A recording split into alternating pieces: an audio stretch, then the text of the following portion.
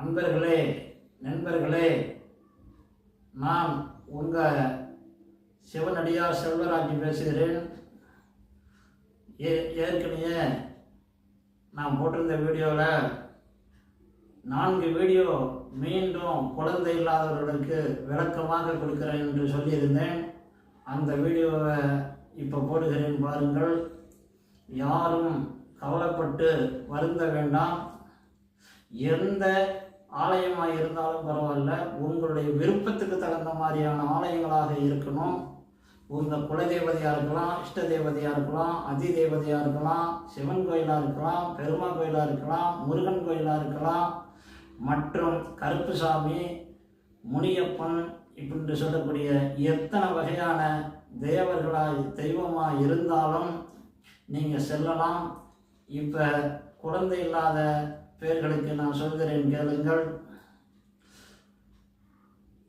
சுத்தமான பசு வெண்ணெய், பசு மாட்டினுடைய வெண்ணெயை எடுத்துக்கொண்டு கடையில் அவர் தயவு செய்து வாங்காதீங்க. அது கலப்படமாக இருக்கும், அது வைத்தியத்துக்கு சிறப்பானதாக இருக்காது.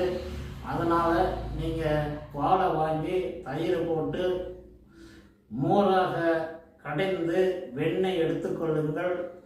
அந்த வெண்ணெய் எடுத்துக்கொண்டு உங்கள் விருப்பமான ஆலயத்துக்கு சென்று நல்லெண்ணெய் அல்லது நெய் எடுத்துக்கொள்ளுங்கள்.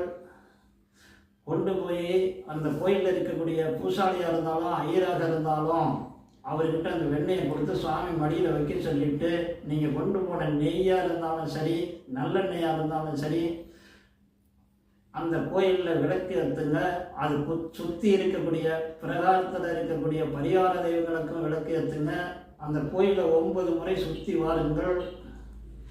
சுவாமிக்கு இருவரும் முட்டி போட்டு சுவாமியை கும்பிடுங்க. பூசாரியை அர்ச்சனை பண்ண சொல்லுங்க. உங்கள் பேருக்கு சுவாமி மகாதேவார்த்தனை பண்ணி அவங்க அர்ச்சனை பண்ணி திருநீர் தருவாங்க.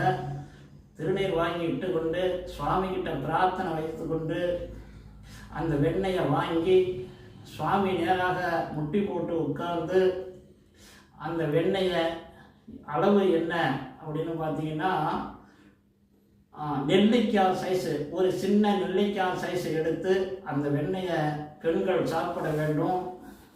இது வெறும் வயிறாக இருக்கும்போது சாப்பிடணும். சாமி முன்னால் ஒரு நெல்லிக்காய் அளவு சாப்பிட்டுட்டு அந்த மீதி வெண்ணெயை எடுத்துக்கொண்டு வீட்டுக்கு வந்து விடுங்கள். தினசரி காலையில் வெறும் வயிற்றுல இந்த வெண்ணெயை 15 நாளைக்கு சாப்பிடுங்க. மாதத்தில் 15 நாள்